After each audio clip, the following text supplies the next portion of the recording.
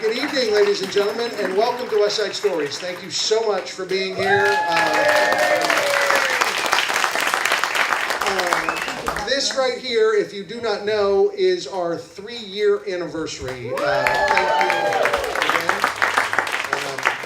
For those of you that have been with us for 3 years, thank you guys for continuing to show up and tell stories and not tell stories and enjoy other people's stories. And for those of you that are here for the very first time, what the hell you been doing? 3 years you had to get here. And it took you till now?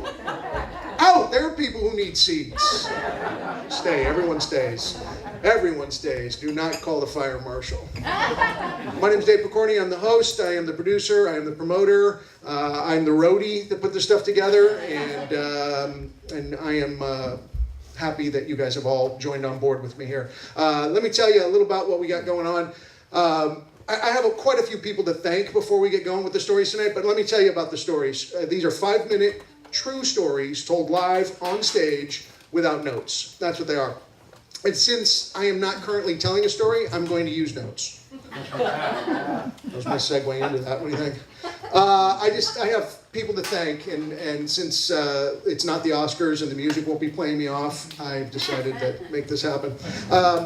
I want to first of all thank the people that got us started. We used to be over at Pelican, and I want to thank Linda Postenreader, who I don't believe is here tonight, but I want to thank her for giving us a chance. She had no idea when we walked in one day and told her that I wanted to put together a storytelling night and this and that, and told her about the whole thing, and she went, okay.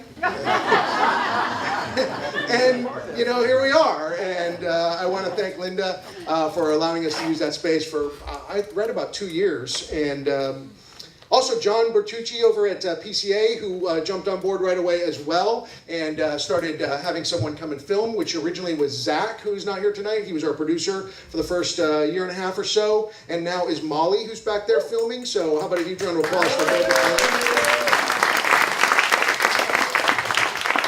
them? And when Pelican was closing, I want to make sure that I do thank the people that saved us and brought us over here, which is Bill and Karen Reading. Thank you guys so much for...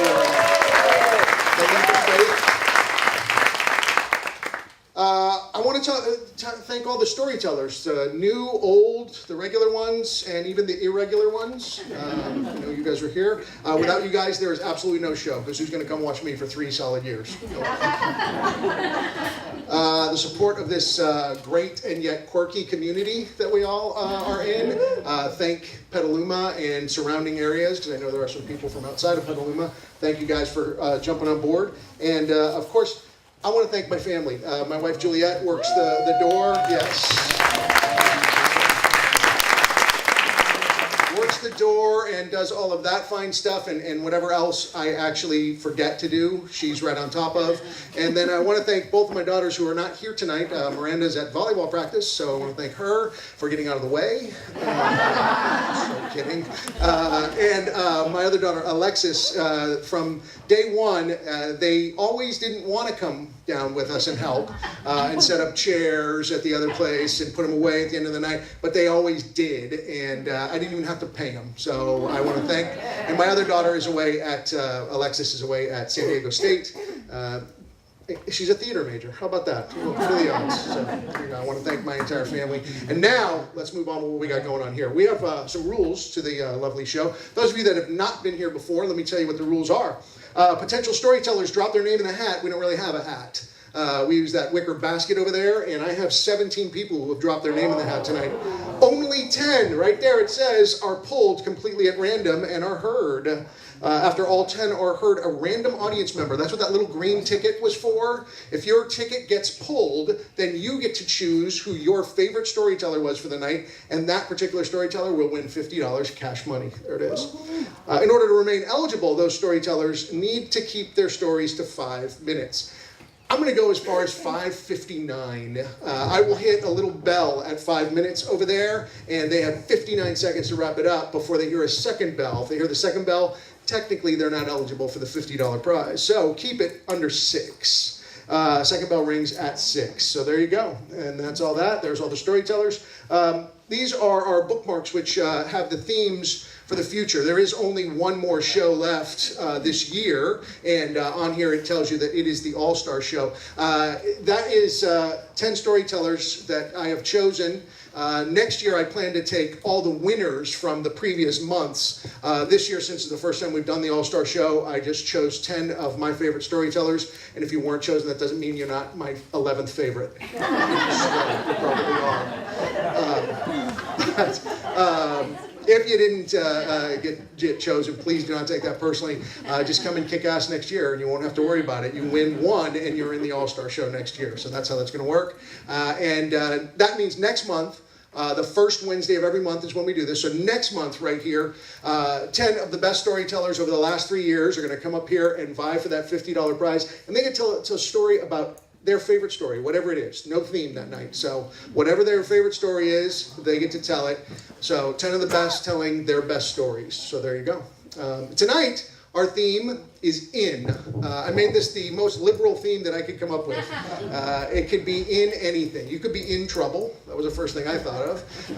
You could be in and out, if you got a story over there. You could be indestructible, invincible, inseparable, anything that starts with in.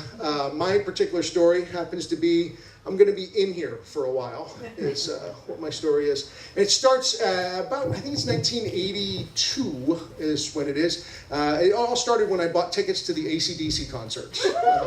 Yeah, it was the Back in Black tour, and it was at the Cow Palace. I grew up in Brisbane, California, which essentially is, 5 minutes away from the Cow Palace. And I just turned 21, and I had to work that day. I worked in a grocery store like I do now. I had to work until 7 o'clock. The show started at 8 o'clock. So that means I only had 1 hour to drink before going to the AC/DC show. And I worked in a grocery store, and some of my friends met me there at 7 o'clock when I got off work, and we got in my dad's 1974 green Bonneville, enormous car. Yeah, it's just a huge boat of a vehicle. And we drove from Brisbane to the Cow Palace. On that little 5-minute trip, let's say it took 7 minutes, okay, just so it doesn't look like I'm a complete drunk. But I drank a pint of tequila while driving that car. There you go. That's pretty much what happened afterwards. A little bit early on the sound cues tonight, but that's fine. We missed rehearsal today. That happens. So anyway, on this 7-minute drive, if we had stopped at lights, maybe 8 or 9 minutes, and I had the pint of tequila in my legs. I had a lime that was already cut up right next to me, and salt packets. A salt shaker and a salt packet. So you tear it open, you throw the salt, you do your shot, and I drank the entire pint by the time we got to the AC/DC concert, and felt great going into the AC/DC concert. Then we got close to the stage, and we got, I'd say probably from me to the back wall away from the stage, and it was just tons and tons of people around, and I started to feel a little warm and claustrophobic. And after a few more minutes of that, I said, you know what, guys, I'm going to go to the restroom. I'll be back in a little while. And they kind of followed me. I guess I had good friends back there because they didn't let me just go. Because when I got to the restroom, I hit my knees and went right for the toilet and reached my glasses back and said, here, hang on to these. I'm going to be in here for a while. And after I was done, or at least thought I was, I got to go to what at the Cow Palace they called the rodeo room, which has little blow-up mattresses for all of the passed out, drunk, moron idiots. And I just, got in line with the rest of them and laid down on one of those mats and was laying there for a little while, and all of a sudden, and I don't know how many of you are AC/DC fans at all, but I could hear the bell start for Hell's Bells. It was the first song. The lights go black, you hear people go nuts, and I can hear it from the rodeo room, and then I hear boom, and I'm like, oh, I gotta get up, I gotta go see the show. And the guy who was standing over me said, no, you can't go anywhere. What are you on? I said, I just drank a pint of tequila. I'm really, really drunk. No. What are you on? We won't tell anybody. It's just for our... No, swear to God, I've only had tequila. No, really, we're not going to tell your parents. You're not going to be in any trouble. We just want to know if anything goes sour on you here, that we know what you're on. I said, look, I'm on a fucking pint of tequila is what I'm on. I drank it in about 10 minutes, and that's why I'm in the rodeo room, and that's why I was in there for a while. So that's my story.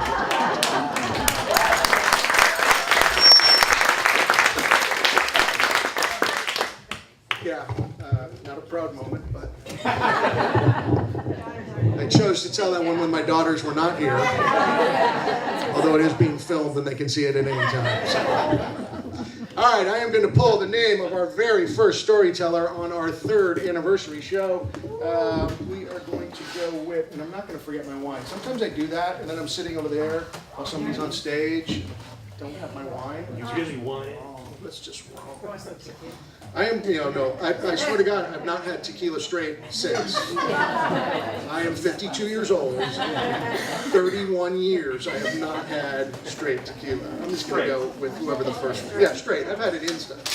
When it doesn't taste like tequila. Our first storyteller for the evening is my dentist, ladies and gentlemen. Mr. Clyde Schultz will be our first storyteller. He dropped his name in. How about you do an applause for Clyde Schultz?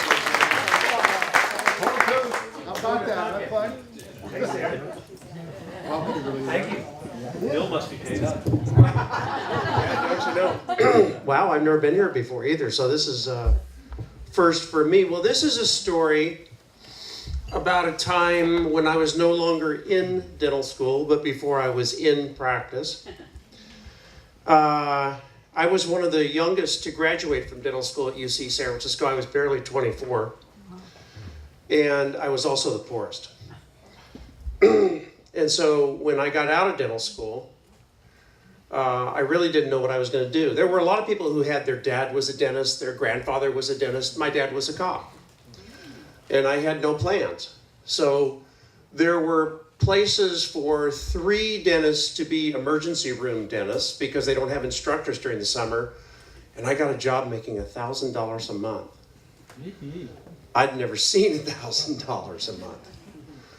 And just after that, I got an invitation to go on the hunting trip of my life. A friend who lived up in Seattle had made friends with one of the farmers way out in eastern Washington that had a dry wheat farm. And the dry wheat farm was up above the valley where the Indian reservation was. And on his land, there were chuckers. Does anybody know what a chucker is? Yep. You can think of a chucker as a quail with a thyroid problem. They're about 2 pounds, and this is a big tradition in eastern Washington. The season always starts midday on a Saturday in September. It's always hot. It's t-shirt weather. And everybody who knows anybody gets a chance to go on this first opening day of chucker hunting. And I finally had some money. I had $1,000 a month. And I really wanted these people to know they were dealing with somebody.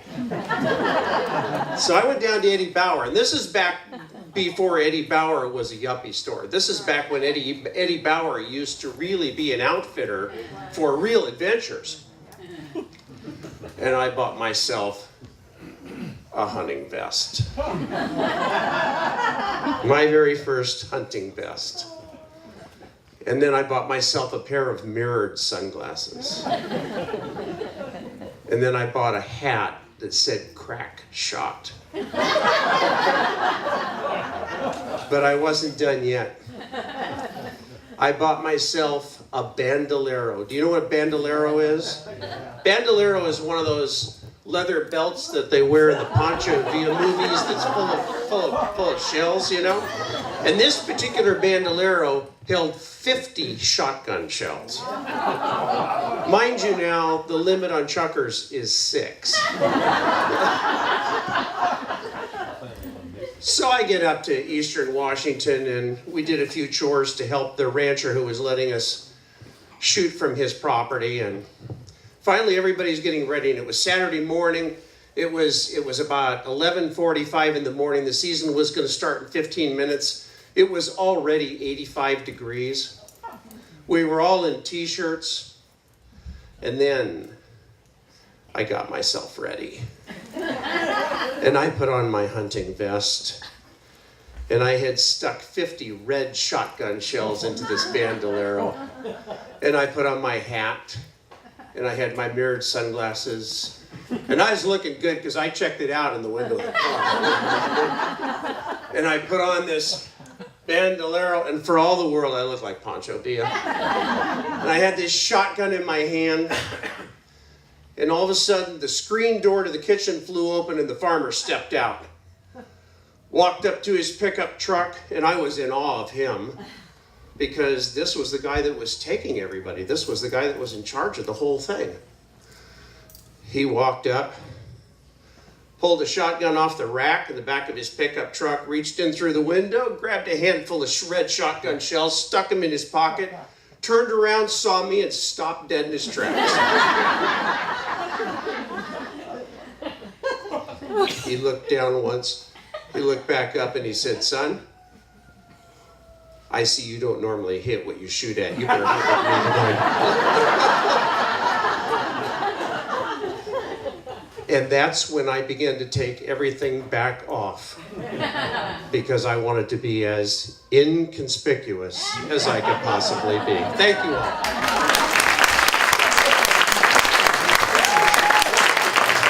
Clyde Schultz, ladies and gentlemen, one more time. Bring it on for Clyde. Very nice, first timer, inconspicuous. Clyde, we have 16 storytellers left in this group, but only 9 get to go. So will you pick our second storyteller by picking a number between 1 and 16? 4. That was not Clyde, I know that voice. He's a dentist, not a mathematician, I can tell. 4. Clyde picked 4. Very nicely done, Clyde. That might have been him. I didn't either. That's going to be Jeannie Butler is our next storyteller. Are you over there, Jeannie? There you are. In the meantime, I didn't grab any of those little things. I can grab those 2 right at the end there. Those 2. That's it. Yeah, those 2. First. While Jeannie's... I'm sorry, Jenny. Did I get the Butler part right? Yes. Okay. All right, let's see. Tell us something incredible is what I wrote on these this time. I don't know if you guys know this or not, but my wife worked on the movie The Incredibles for 3 full years. She was the editorial manager on there. And in fact, her voice is in the movie, so twice. In the Mr. Incredible on, Syndrome's base gets hit by all those goo balls, all that stuff. Some of you haven't seen it. You'll go home and watch tonight. And she gets residuals, so please do. And then you can hear in the background, "Intruder alert, intruder alert." That's my wife. And then, the versatility in this woman. Later in the movie, the end of the film, when Syndrome is throwing stuff all over the town, picks up a gas tanker and throws it, and there is a woman with a baby carriage and yells out, "My baby!" That's her with her hand up right out there. That's her. The My Baby lady right there. That's her. Yeah, it was when the kids were little. Now. I once had breakfast with Evel Knievel. That is pretty incredible right there. And tell us something incredible. I was struck by lightning and had a friend in Nashville, who calls me Sparky. So, ladies and gentlemen, Jenny Butler, ladies and gentlemen, here she comes.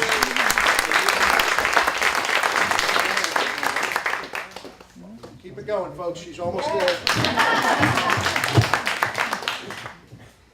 Well, I left my mirrored sunglasses at home.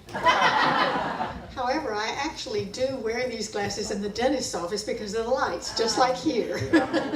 Although it doesn't really help me see all of you a whole lot better, but I think you're there. What first came to my mind when I heard that was the theme for tonight was turned in. Well, you can think that might lead to a lot of things, but what went on in my mind was remembering when I was 3.5 years old, and the pediatrician said to my mother, her left eye's turned in, otherwise known as she's cross-eyed. Well, that was the start of my poor left eye getting nickname after nickname. The next thing you knew, it was the bad eye, and the right eye was the good eye. And so I had to spend a lot of time in the ophthalmologist's office, and I started school wearing a patch over the good eye so the bad eye would not be so bad and lazy and do some work. And I was one of the few children, this was in the 1940s when I started school, one of the few children who was wearing glasses. I mean, you just didn't see little kids wearing glasses. So within the next few years, the groups of little boys would chase me at recess, and about that time Dick Tracy had a felon named Four Eyes in the comic strip, and so they took to chasing me and calling me Four Eyes.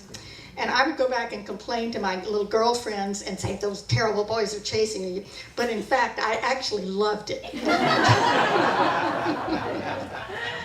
So fast forward a number of years, I wore these glasses and did eye exercises. By the time I was about 12, the eyes were focusing together. And so I didn't wear glasses anymore, and it seemed like that was fine. But unbeknownst to me, the left eye had come up with a sneaky trick and was starting to turn out, so that I was going to end up being wall-eyed instead of being cross-eyed.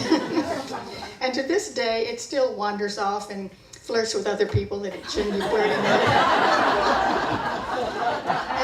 And I've taken to calling it, like with driving, it's my sidekick eye. You know, it's checking out what's over there. It's doing a little work, but not much. And mainly the poor right eye has to do everything. It has to read, it looks at people up close, you know, all these kinds of things. Well, anyway, fast forward a few more years, and I got married, and I had 3 kids, and then I had a 4th kid. And when he was about a little over a year old, I started noticing, I thought, you know, I don't think his eyes are completely straight. So eventually we did realize that his right eye, which was my good eye, his right eye was his naughty eye, and it was just turned in slightly. So we got him to the ophthalmologist right away, and so he was pretty soon wearing bifocals. And he was one of these little tow-headed kids with a Dennis the Menace cowlick. And so you can imagine the attention he got, this little kid, and not even a year and a half old, wearing these bifocals. So I had him in a cart at a drugstore because I was picking up a prescription for eye drops. And this woman came up to me and said, that child is wearing bifocals, and he's hardly able enough to walk. And how did you know he had eye problems? And I just shrugged and I said, well, you know, people in families that have teeth problems, they watch the teeth, you know. I watch the eyes. And that's why we got into the doctor so young. And I said, as a matter of fact, my husband has amblyopia, you know, lazy eye. And she said, my goodness, did you meet at some kind of an organization? So I went home to my husband and said huffily, so what? She thinks we might have met at an organization. So let's see, you would be going to Amblyopia Anonymous. I would be going to Wall-Eyed Anonymous, and then our poor little child would have to go to Cross-Eyed Anonymous. So I guess not. And okay, so then the years go on and on and on, and things happened to me that were kind of interesting and sometimes a little embarrassing. Like, for example, I was meeting a woman friend for lunch in a restaurant one day, and I walked into the restaurant and was peering to see where she was, and then I saw her and I waved and I smiled, and 3 men over here smiled and waved back. So that's why I said the left eye flirts. It still does it, but I don't seem to because I'm not as young as I used to be, I don't get in as much trouble with that. So anyway, after, you know, all of these things just kept adding up, all these amusing things. So I finally decided to start a stand-up comedy a comedy routine, which I did for a number of years. And I had another sidekick. It was this huge, floppy-armed, strange-looking stuffed doll that I named Fred Astaire. And I put a lot of those wiggle eyes on it, you know, those little eyes that move around. I put a lot of those on it. I put an old watch on his hand, on his arm, and I put an eye next to it so he could see what time it was. And I put a couple of eyes in the back of his head so that when we danced together, he wouldn't run into anyone. So I had a marvelous time with all of this. But kind of the coup de grace, I think, when the whole thing was when I, unbeknownst to me, I went to do a lovely thing on Thanksgiving back in the 90s. I thought, do my little improv comedy routine at a home for older people. And it wasn't until I got there that I discovered they were Alzheimer's and dementia patients. And they sat there mostly like lumps on a log, except for one well-coiffed, well-dressed woman who kept leaping up every few seconds and saying, "What is the matter with this woman? She's crazy. Will you please get her out of here?" And so that's my story.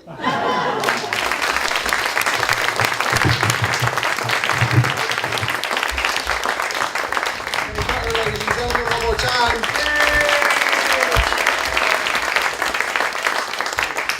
I'll let you get settled, and then I'm going to ask you to pick a number between 1 and 15 for storyteller number 3. Who might that be? 8. 1, 2, 3, 4, 5, 6, 7, 8. There it is. That is Susan Rodkin. Where's Susan? There, she's right there. Hang on one sec, Susan. I'm gonna, let you stew in it just for a second. I'll do a couple of these. Okay, tell me something incredible. According to this person, my wife, my marriage, our daughter. Yeah, that's all sentimental. Very nice. And then there's this one. Tell us something incredible. The possum is the only mammal with a forked penis.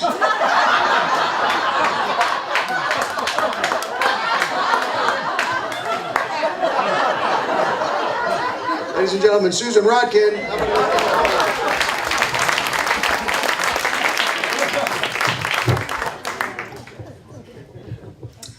Good evening. In August of 1973, I found myself in the middle of my regular morning routine, which was taking transit from the inner Richmond to the financial district in San Francisco. The mode of transportation was the iconic 38 Gary, and I took it every morning. I'd finished my degree the year before, and I'd taken that year in San Francisco to work and kind of try to figure out what the next steps were. So I was just at the end of that time. As I took the bus down to Market Street, I looked over my shoulder, and there was this young man that I had known at Davis. And we had known each other informally, but I really liked him, but it never had gone anywhere. So our eyes met, leaped off the bus there on Market Street, and we had a great conversation, kind of caught up on what was happening. And he was a year behind me in school, so he had just graduated from college and was just starting his career as an engineer. So it was morning and it was time to go off to work, so we went our separate ways. I went down Kearney, he went up Market Street, and I'm really happy to say that by noon, I had a call from him inviting me to lunch sometime that week. And he later told me that the switchboard operator at that time, in the company had helped him sort through all the Susans, because there were a lot in 1973, and to get to me. So at that point, I was just ready to move on, and I decided to become a teacher. So I left San Francisco and went back to UC Davis, to do my student teaching and finish some coursework. I student taught at Homestead High School in Cupertino, made famous by Steve Jobs, although I was far too young to be his teacher. And then to finish some coursework at Davis. And during that time, Rich and I saw each other off and on. And it was a great year. But some of you can probably relate to this. March of 1974, the end of my winter quarter, I was absolutely out of money, and it was time to make a decision. So I left school, and my parents were very kind. They invited me back home. I moved in with my parents back up in Eureka, and went to work as working in medical billing. And for any of you who've been through kind of a pause in your life like that, where you kind of wonder what's ahead, it was kind of a lonely time, and I was also very introspective. Because you think about it, I was really in debt. I was living in my parents' house at age 22, and I was a bit insecure about my relationship with Rich. I wasn't exactly sure what was going on. Although we were burning up the freeway at that point between the Bay Area and Eureka. But I was really thrilled in May when I got a call from one of my UC Davis professors saying, Susan, how would you like to come down to Berkeley this summer, live in my house for a really good rent with a couple other people that had gone through your program with, your degree program with, and spend the summer in Berkeley. And it took me about 24 hours to decide that yes, that's indeed what I would be doing. So I packed up my brown Ford Fairlane and came down 101 to Berkeley. I remember pulling in at the Albany exit, going up Marin, up to by Tilden Park where her house was, and I was absolutely thrilled and exhilarated. At the same time, I was late. I was late in arriving. I threw all my stuff in the house, and I went on to a class. I enrolled in an extended university class that summer, besides working, to round out my units for my degree, for my credential. And so I drove over to the building where my class was going to be held off of Hearst in Berkeley. And I remember walking into the building and being in one of those amazing wood-paneled seminar rooms in one of the great buildings there on Hearst. And the course was called Creative Lives, Education of the Individual. It was taught by two professors, by the last name, a married couple. I think they were really old. They were in their early 60s or something like that. And their name was Lipshire, and they were inspirational. But what happened at that point is, like many courses, they said, okay, we've told you a little about ourselves now. Please introduce yourselves, tell us who you are and why you're here. And so we went around, there were about 15 or 20 people sitting around this big seminar table. And one by one, we told who we were and our expectations for the class. And I kind of noticed out the corner of my eye that someone had entered the class and had taken a seat at the table. And I looked over and saw that it was Rich. And my heart went flip-flop. I remember that. Went flip-flop. And the Mrs. Lipshire said to him, can you please tell us a little bit who you are and why you're here? And he said, my name's Rich. I want to back up just 1 second. I wasn't quite sure where our relationship was going at this point. But he said, my name's Rich, and I'm here because I'm in love with her. And 38 years later, I am in love with him. I invited Rich tonight. He had no idea what story I was telling. Here's Rich.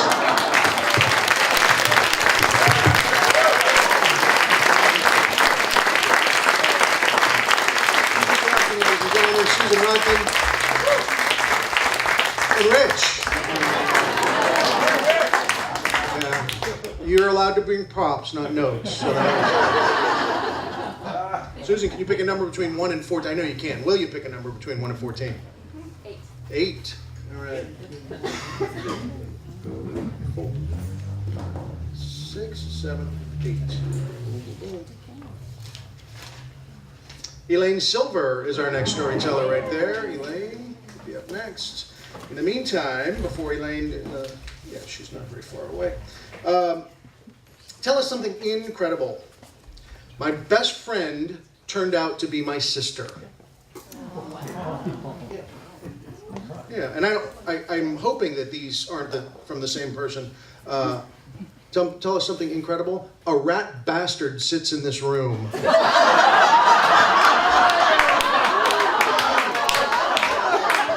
Ladies and gentlemen, Elaine Silver.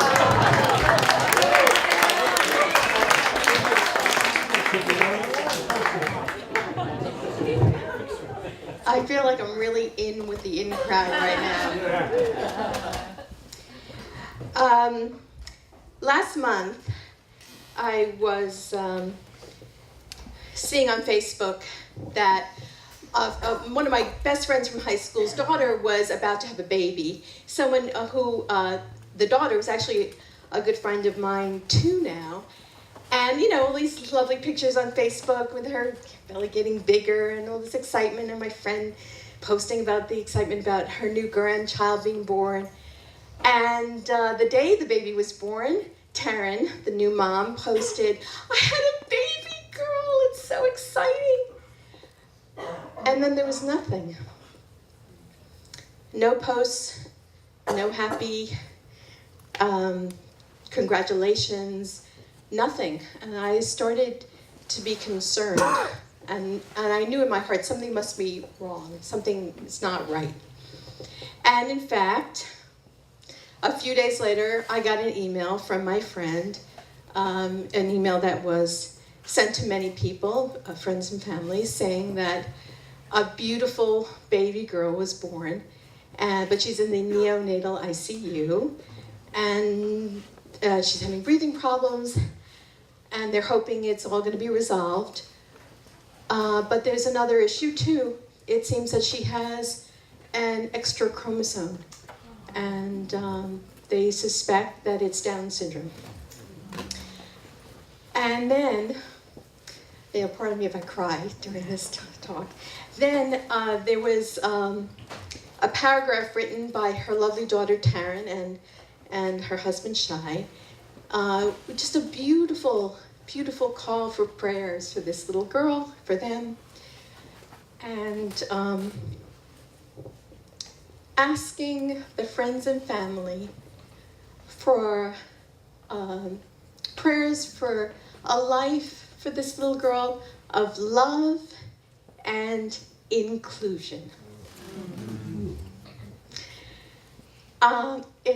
As soon as I read that, I immediately thought back to a time when my first year in college. I was 18, and for some crazy reason, I had a class that had community service as part of it.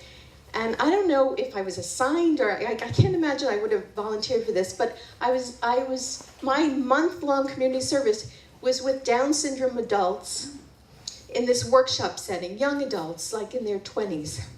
So I'm supposed to go in and God knows why, I don't even know what my community service actually was there, but myself and some other college students were going in to help.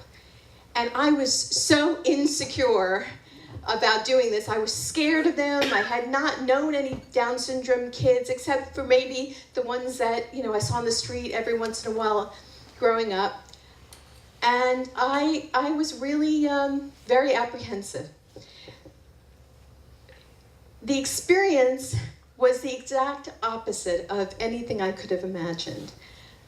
These people, these wonderful human beings who were making, I don't even know what they were making, something with leather, and they were making leather things, I don't know, shoes, I don't even know, they were sewing leather. And us college kids, would get them supplies when they needed, or help them with a stitch or something. But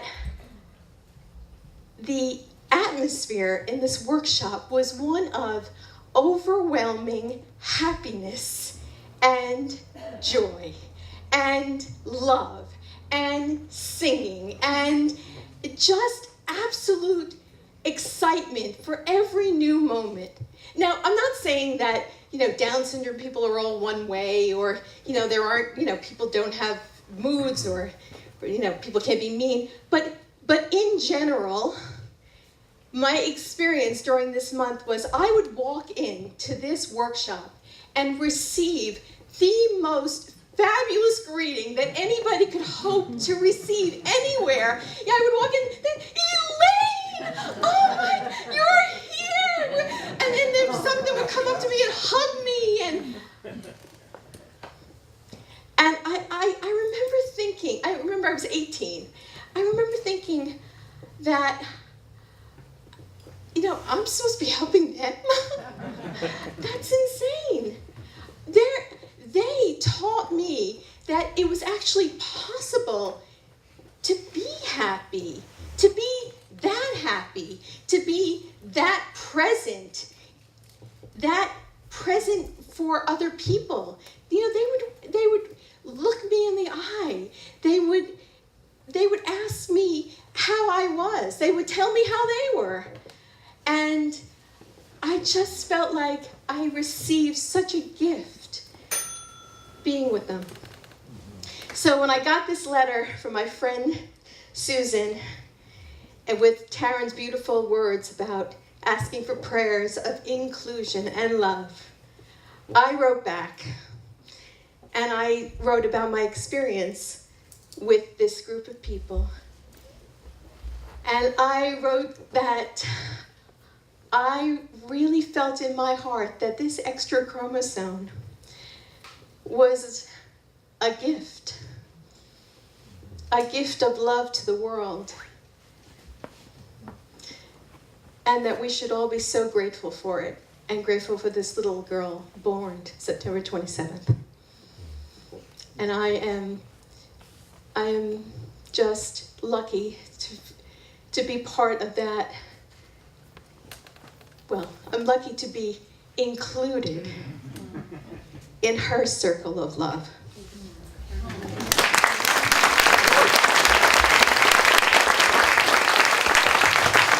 Elaine Silver, ladies and gentlemen.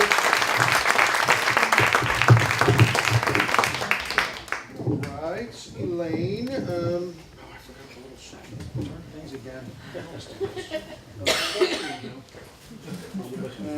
Let's see. Yeah, these are the two that I wanted this particular time. Elaine, how about a number between 1 and 13 for teller number 5? There we go. 5. 1, 2, 3, 4, and 5. That is going to be Hal McCown. There you are. Hal is our next storyteller as he readies himself. I'm going to read a couple of these. Tell us something incredible. That I'm still married after 34 years. Boy, that's incredible.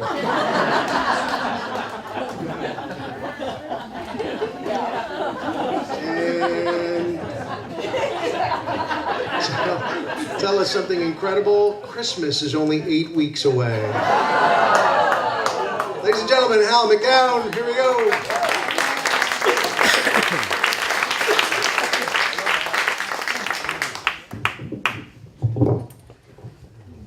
On my 35th birthday, my wife and son come to pick me up from work, and they say, we're going to take you for a surprise gift. I feel like crap. I have the flu. I don't feel like anything. I don't want to get involved. I don't want to be emotional about this. But they're very, they're there, so we're going to go on this thing. So they said, it's only half an hour away. So we drive off for half an hour, and we get to this place, and you might know it. It's probably not there anymore, but it was the GM plant, which is down in Fremont, and across from that is the racetrack. So we pull in this parking lot, which is like where the racetrack is, except there's also a thing called the sailport. And so we get out, and the sailport is where you get glider lessons. Now, all of my life, I have wanted to fly like a bird. So here my wife is going to get me this gift, and it's a flight. So I am now really jazzed. So we go into this place, and the two guys in there, and one of them says, okay, you get a jacket, and they bring me a nice jacket that I get to wear, and they're looking pretty good. And they said, now let's go outside, and we go outside, and there's this two-seater sitting there, and that means you get to sit in the front, they sit in the back. And you get in there, and first of all, you have to check the rudder, and you check the ailerons. That's all kind of foreign to me, but now I know what they are. And you climb inside, and you get all strapped up, and you're all sitting there, and you're waiting, and you're on the tarmac, and up in front of you is an airplane, and there is this tow, right? So the airplane takes off, and all of a sudden you see your tow line getting taut, and pretty soon you're being dragged along, and pretty soon you're in the air. Wow. So as you're going up there, you realize it's kind of buffeting. So the instructor says, okay, make sure that you take the plane, and he tells you how. He says, make it get up over to here, and you do. Now it's real calm. And you go down to here, and over to here, and over to here, and it's very calm. That's a box. That's good. So now I'm feeling pretty good. I know how to do this. And he said, oh, by the way, where's the flag? So thanks, but down there, he said, make sure you know which way it's direction. And I said, why? He said, well, because we're only at 500 feet, and if we should break, we have to have a place to park it. Actually a little nervous, but I'm okay. So all right, so we get off, and so we're flying up there, and we're just flying, and it's going up higher and higher, and pretty soon we're up at about 1,500 feet, and he said, Hal, you see that knob there in front? Reach up there and pull that knob. So you reach there and you grab that knob, and it goes, Toom! And you hear this click. And all of a sudden you see that cord, which is now looking like an umbilical cord, falling away. This plane has no engine that I'm in. But it's all right, because the plane goes this way. And here's the glider, and we're going this way. So gliding up, we make this big turn, and we head up towards what is called Mission Peak. Now, I said, I want you to get up there to Mission Peak. And, well, you know, it isn't like I got an engine that I can climb up there. So he says, get up there to Mission Peak. So you go flying up there. Incidentally, if you want to get height, what you do is you look for things like parking lots. Because there are thermals that come off parking lots. Plowed fields, more thermals. So you get in one of those thermals, and all of a sudden, if you bank the plane into it, it'll take you up and up and up and up and up and up, and that's how you gain height. So we get up there, and now we're up at that Mission Peak, and he said, now, I want you to fly along the ridge. He said, now make sure you're on this side of the ridge, because if you go on that side, the wind will knock you down and we'll crash. Okay. So I'm okay. I got this. So we're flying back and forth, because you see what happens is the wind that comes from the west coast and from the ocean is coming in, and it's hitting those mountains, and it's going like this, and your plane is just kind of like flying back and forth and back and forth. So you stay up there for an hour. That's pretty good. I've got this down now. I'm feeling very confident. So now he said, okay, now it's time to land. Okay. Now you see, I think I'm flying this. You know, you have to remember, he's in back. He's got controls too. So I said, no, we're not going to land. So we go down there, and he said, now when you get over the GM plant, you're at about 900 feet. He said, I want you to bank right, and I do, and it just goes, you know, it's like, you're a bird. There is no sound. It's like, so you blank. Oh, it's okay. He said, now I want you to bank one more time. Now bank. And he said, now, you see the runway? Okay, I got it. He said, now, you see at the end, though, there's a stone wall. He said, make sure that we're over it when you land. Okay. So we come down, it comes down, it comes down. Oh, incidentally, you know, just so you know, gliders are always dropping. They're heavy. They don't have anything pushing them along. They're always coming down. So he says, so you get down there, and you go like, it's come down, it's come down, it's come down. And it gets down to that fence, and he said, now make a jump. What? He makes a jump. He's just playing with me. We go over the time, and we just landed, and it's perfect. I get out of that glider. My wife swears that the grin that I had on my face would virtually break anybody else's jaw. So this was really exciting. So I must tell you, as time went along, I continued to take the lessons. And so finally, at one point in time, they say, okay, it's time for the solo. You ready? Huh? So I get up there, and I'm all by myself. There's nobody in the back now. I get up there, and I remember I did this. This was fun. So I get up there, and I pull the cord again. Don't forget that thing goes, falls away. And I'm going up there, and I'm flying along, and I fly back over the sail port where my instructor is. And I opened the window of the cockpit, and I reached down in my pocket, and I had something. And it's a parachute that I made up with a little bitty stone in it. And wrapped around that stone is a note. And I reach out, and I throw that thing down there. And it says, when it lands, now that you've got me up here, how the hell do I get down? That was my first in-flight training. Thank you.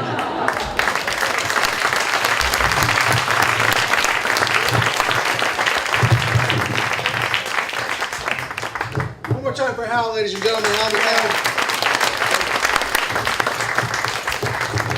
Hal, how about a number between 1 and 12 for our sixth? Number 3.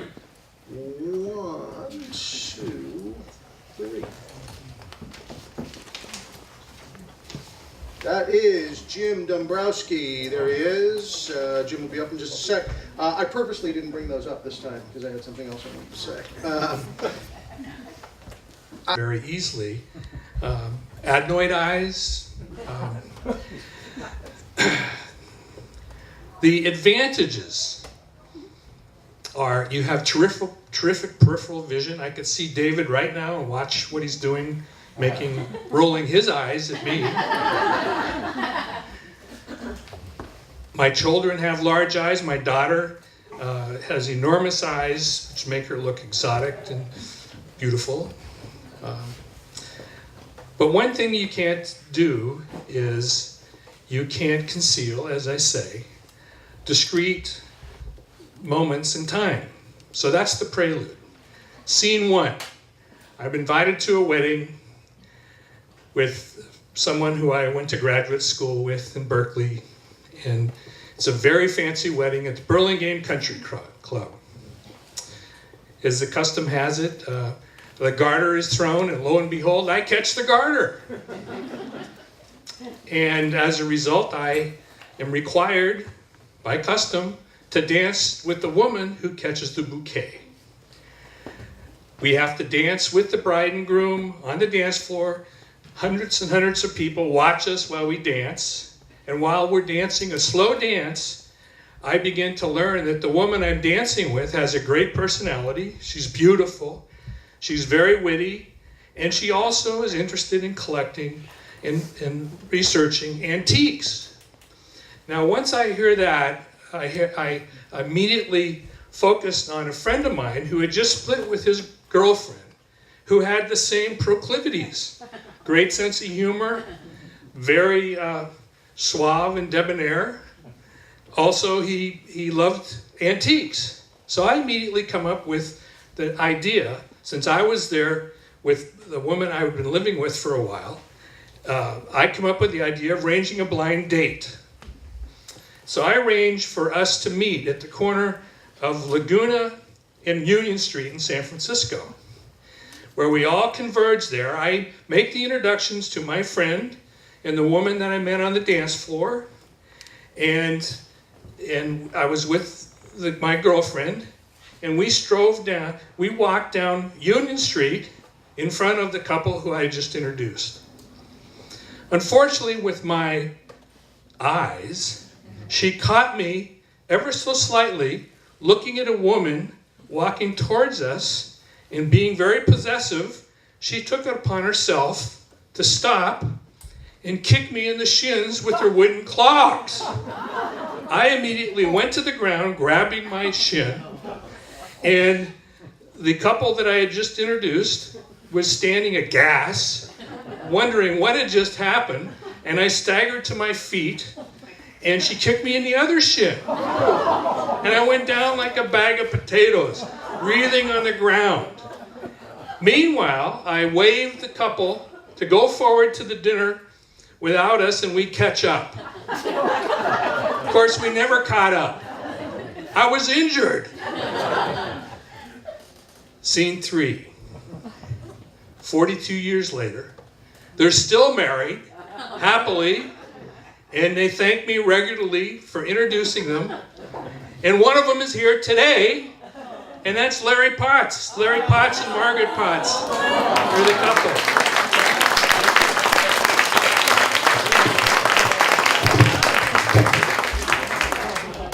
So exciting, Jim Dombrowski, ladies and gentlemen. One more time for Jim.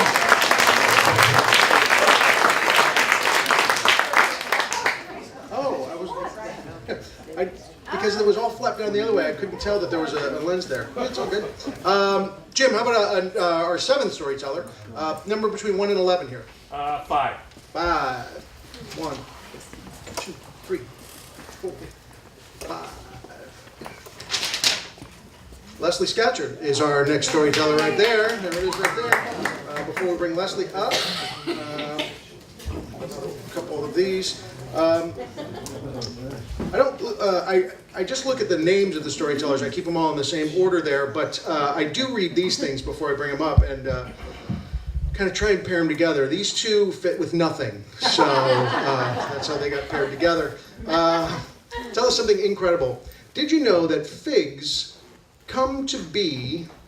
Did you write this? Is that why he tapped you? Okay. I could see that all of a sudden. Figs come to be a fig wasp crawling into the unfertilized fruit to lay eggs, fertilizing in the process. The wasp then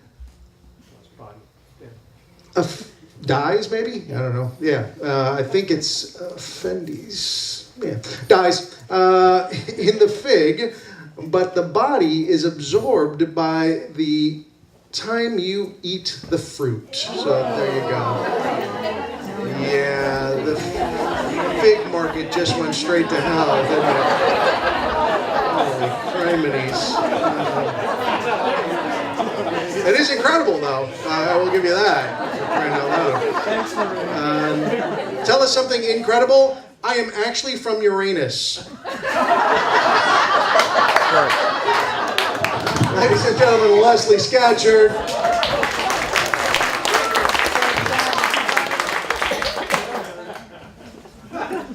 Thanks for that intro. I've eaten their figs. That's even more disturbing. Anyway, I just wanted to get in. I had met Heather Kirk at my first audition at Cal Poly San Luis Obispo. I was trying out for the role of Laura in The Glass Menagerie. I walked in and looked at Heather Kirk and realized I was looking in the mirror. She was 5'9", she had dark brown hair, dark brown eyes, big smile. And when we looked at each other, we realized we were going to be competing with each other for every role we tried out for throughout our time at Cal Poly. But we also discovered shortly thereafter that it was very handy to have a twin on campus, and we used that to our advantage. So the most popular dance place in the late 70s in San Luis Obispo was The Graduate. It was an over 21 club. I was 19. And I knew that all of the answers to the mysteries of the world lay behind the doors of The Graduate. And I just wanted to get in so bad. Now, it was also pretty well known that they were kind of lax on letting people in with fake IDs and borrowed IDs. So a group of us in the dorms decided we were going to collect a bunch of IDs and try to get into The Graduate. And of course, I called Heather Kirk. She was 2 years older than me. She was 21. And she readily agreed to let me use her California driver's license to get into The Graduate. So it was great. I mean, not only did we look alike, but all the stats were right on this card. So I had a really good ID. I couldn't say the same for the IDs that my roommates got. They were sketchy at best. I mean, like maybe if you squinted, the picture might look like them, but not really. And my blonde, blue-eyed roommate named Laura was planning on going in as Lupe Gonzalez. Good luck with that. So we get in the car, we go down to The Graduate. There is a line. There's always a line at The Graduate, except this time we were in it. And we were trying to act 21, which looking back, I have no idea what that might have looked like, but we were trying to look 21. We finally get up to the door where I can see in through the double doors. And there's the bar. And there's this mirrored wall behind the bar. And there's shelves with all the pretty liquor bottles on there. And then I looked over and they had a disco ball. And I could hear Donna Summer pumping away in there. And I was like, God.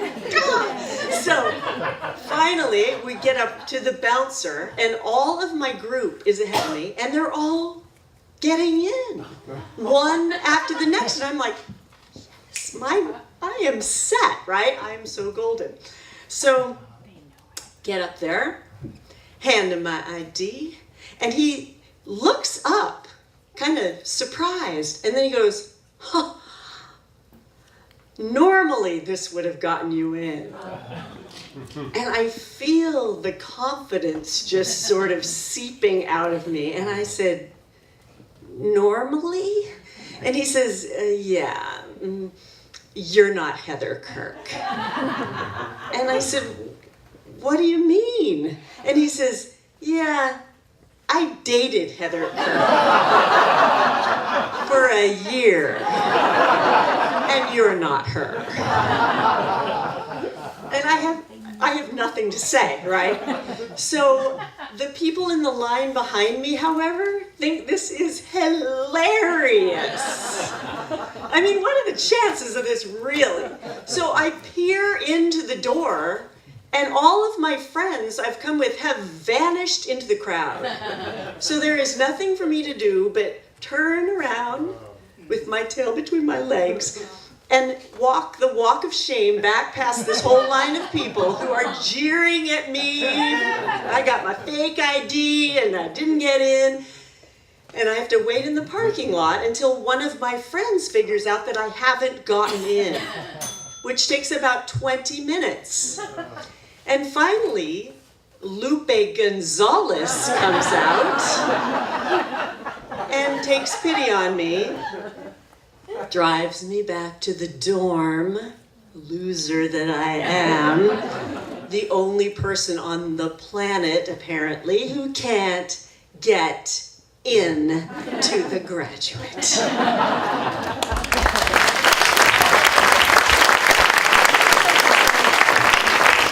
Leslie Scatcherd, ladies and gentlemen.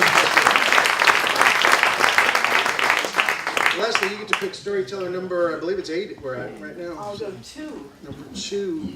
That's number 1 and 2. 2 is Heidi Lang. Is that there it is? Heidi is here. All right, right before we bring Heidi up, I have a couple of these. Let's see what we got here. Tell us something incredible. My grandmother was the first woman nominated to the New Hampshire state legislature. That's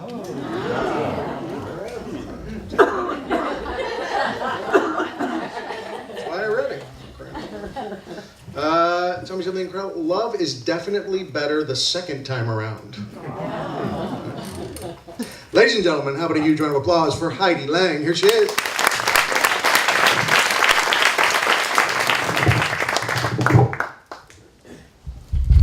Two ends in my story are internet dating and intimacy. And they are connected, although not in the way you might think. So I started internet dating, it was years ago, and kind of reluctantly, because like most people, I'd like to meet someone the normal way. Although, I don't know what's normal anymore, but I don't have a rockin' social life, and no love connections seem to be happening in the produce section of Safeway. Although it happens in the movies all the time, so I decided to try internet dating. Although, quick side note, I did before that try speed dating. You guys remember that? I don't even know if it's a thing anymore.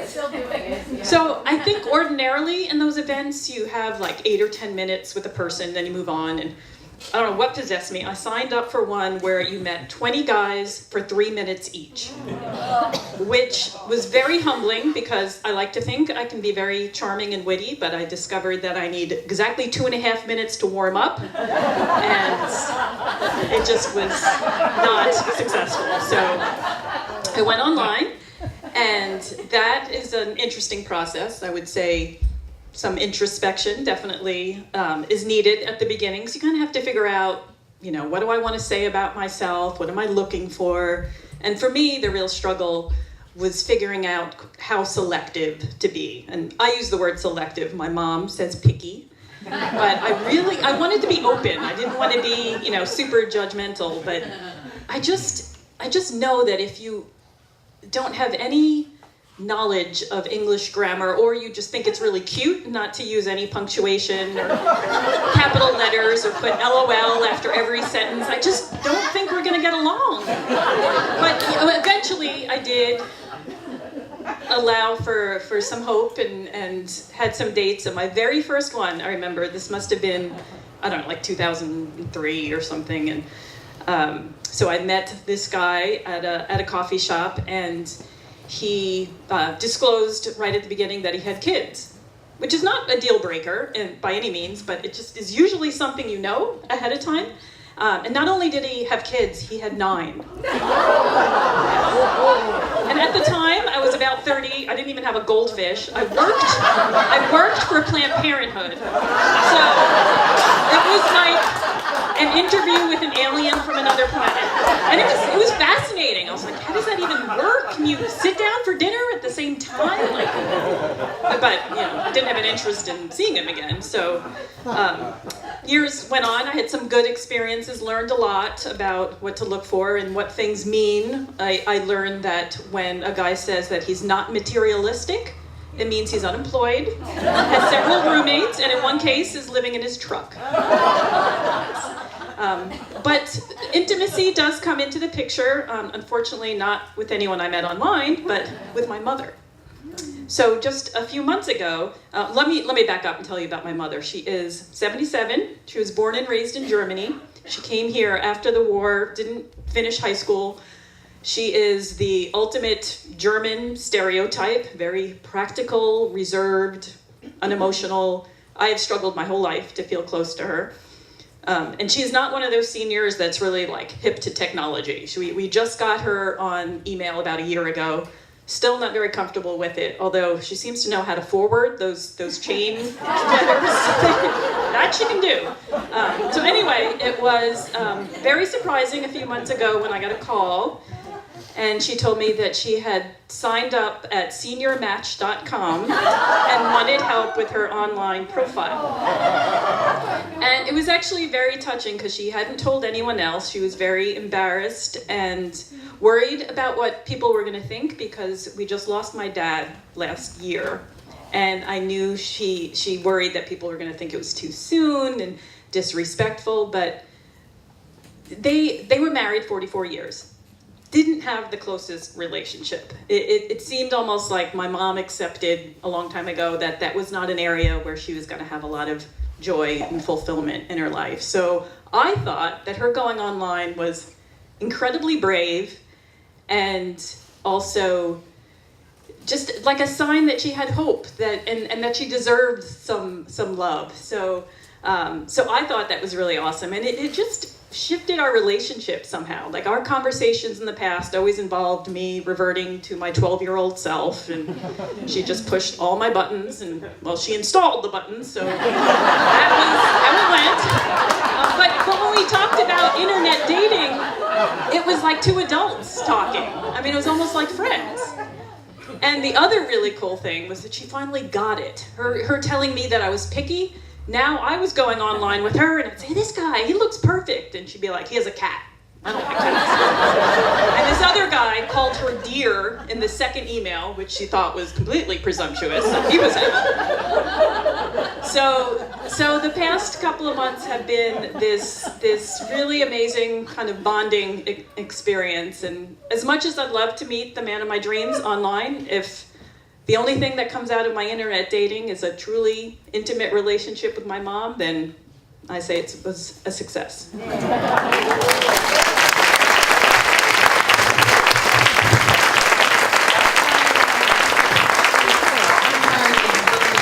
Heidi Lang, ladies and gentlemen. She installed the buttons. That's fucking hilarious.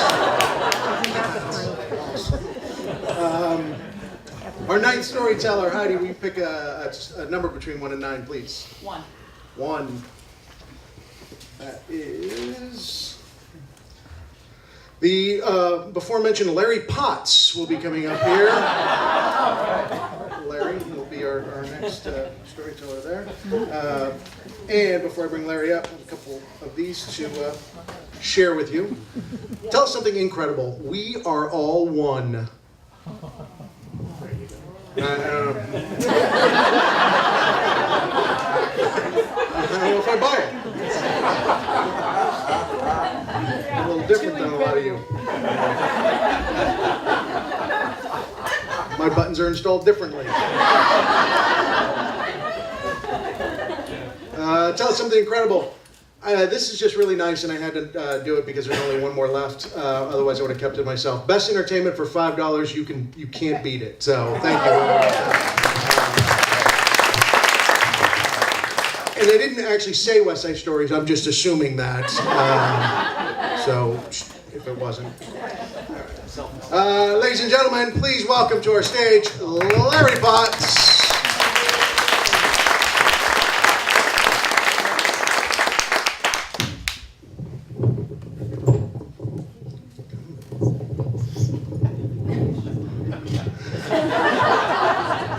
Tallness has its problems. My in is inscrutable. Inscrutable meaning unfathomable, difficult to understand, impenetrable. So it has to do with a movie that I saw about 1.5 years ago, maybe a year ago last June. And it was a matinee. It was a nice afternoon, sunny afternoon, beautiful afternoon, and I think it started about 2 o'clock, and we drove down to Nevada, my wife and daughter. And so, oh boy, Pirates of the Caribbean, Part 3, in 3D.